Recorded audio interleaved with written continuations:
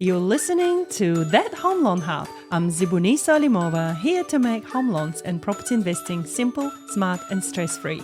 Let's get you closer to your property dreams. If you were into subdivisions or thinking how can you undertake one, this is the episode for you. I've got Micah in the house. Hello, Micah. Hi there. G'day. Happy New Year. Happy New Year. Thanks for having me. Thank you for coming. It's been a while. It has, yeah.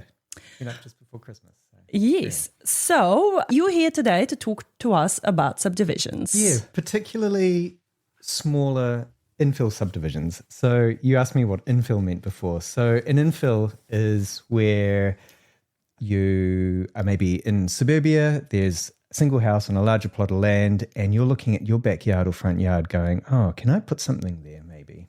So that would be considered an infill house. And it's kind of topical because people may be aware the government has recently made it easier for infill houses to take place. Now, this is a slightly separate topic, like, you know, those sort of granny flats, that kind of thing. And that will be the episode 2 of today's session. We can squeeze that in. That's a slightly different topic because there are lots of sort of restrictions around that. They're saying you don't need a consent. You don't need a consent, but the number of conditions you need to meet for that to happen often doesn't apply. Like, not so much in Wellington. Wellington's a very special case because of the topography. It's a bit more difficult, but we can cover that in detail. So I'm more thinking of, you're looking at your front yard going, I don't really want to just put a little granny flat there or something. I'm interested in building a home or something, you know, something for the longer term. How do I go about that? Yeah. And so, it sits a little bit on my personal experience from my own house. Maybe I should just, give a quick overview of that. My great friends, they bought a very classic turn-of-the-century bungalow in Wellington on 600 square metres. Not huge, but not tiny. And when I first saw it, I was like, you've got a garage out the front. I kind of reckon I could build a house there. So that's where the whole process started. And, you know, many conversations later, we did the subdivision. I built the house on this tiny plot of land. It's about 100 square meters. We covered that in more detail in another episode. But so I really am a firm believer in, using space well, looking at, you know, these leftover veggie patches that maybe aren't getting used, or south-facing banks that are, you know, just covered in gorse, or garages that aren't used, and going, well, actually, how can we use this asset better? How can we maximize? Absolutely. And I mean, in a time of like when we need homes, people are thinking of downsizing, or maybe they have kids that are wanting to get into their own place. Yeah, it's actually quite topical. So, yeah. Okay, so let's go a little bit deeper into how the subdivisions actually work. So let's say your friends got that piece of land. They were like, cool, Micah, we can cut it off. But how does it actually work on the other end of the spectrum? Yeah. So I guess probably the first thing I want to like lean into is like the subdivision. It's kind of like a bureaucratic thing. There's a line in the sand that we draw and saying, okay, that's yours, this is mine.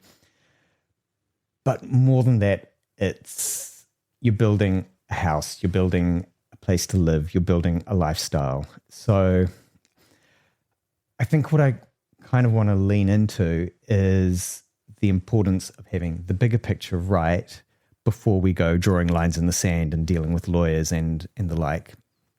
Particularly when we're dealing with small subdivisions, like we're not thinking of like the outskirts of Christchurch where you have thousands of homes on like 400 or 500 square meters or that sort of thing.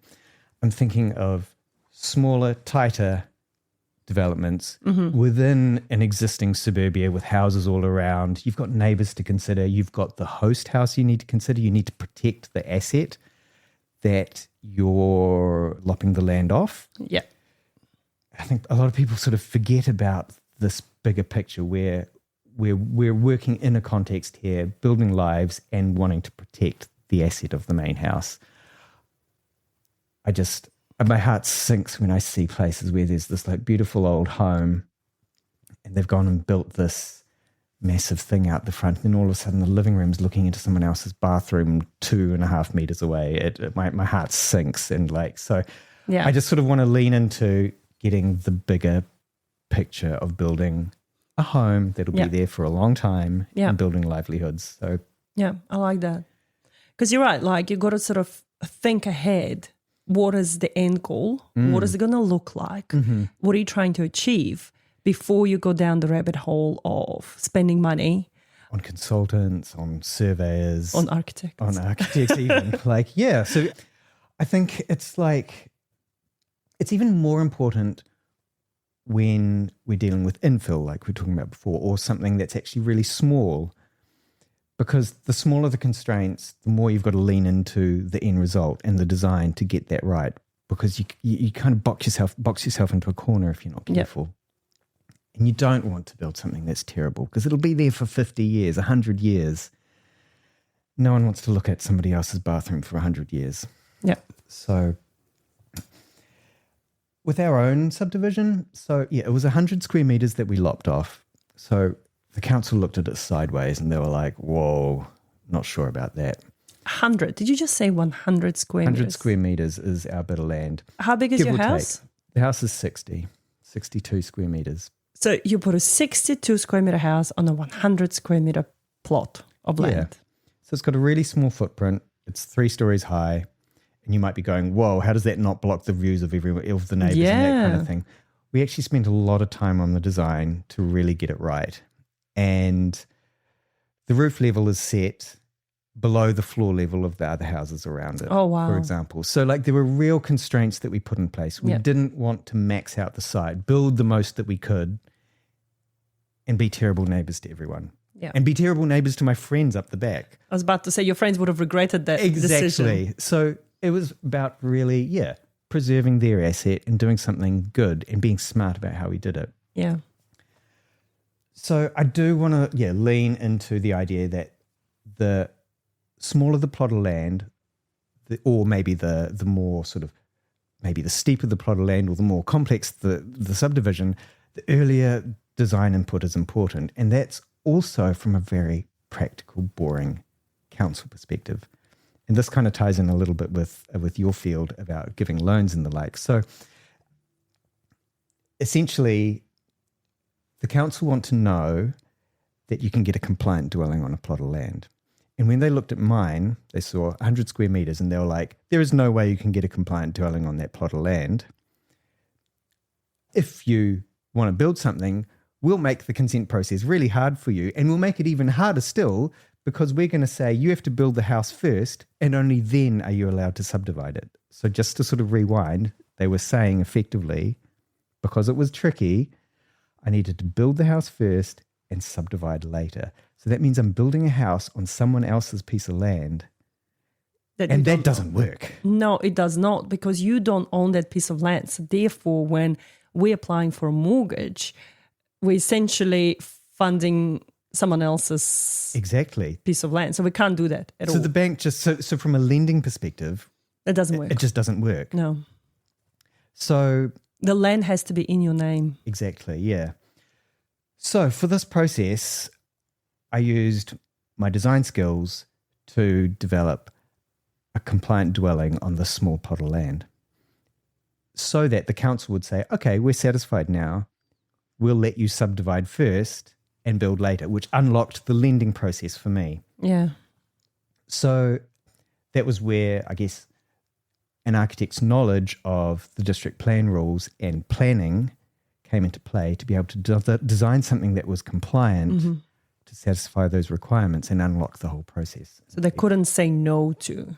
No, so I ticked the boxes. Yeah. I had no intention of building this compliant dwelling. We went through a resource consent process to be able to get a bit of leniency on some of the rules. Yeah. But it was part of the process to make it all happen, essentially. Yeah. And that's the thing, right? Like if you have the right specialist in your corner and you know how to apply by the rules, essentially you will get to that position that will allow you to do X, Y, Z. Yeah. But if you don't know that, and if you don't know where to turn to, then you are stuck. It can be really tricky. So yeah, I think like thinking ahead about the end result, what you want to achieve, lends itself to getting a designer involved early, and then leaning again into the architect skills to unlock the whole potential of the site. And this the smaller it is, the trickier it is, and the more you want to like really preserve the amenity of the existing house, your biggest asset. Yeah. It's a really important step to take. Because subdivisions are not cheap either. No. They do come with a cost of Absolutely. on average 30,000 to more. Yes. Depends on the council, depends on the region in New Zealand. So people also underestimate that cost. Absolutely, yeah. It might just be a line in the sand, like we said, but yeah, there's some serious investment. But I mean, on the flip side, you're unlocking something that can host a house. Like it's we've with our friends up the back, we've unlocked not only a little plot of land for me to build on, we've actually created a bit of a community there. Like I love having my friends up the back, and it doesn't apply just to sort of friends. You could imagine it being an intergenerational situation, or maybe I've had another client come to me and talk about, so for now we want it to be a rental and we actually won't subdivide, but in the future it might be for my parents. Mm-hmm.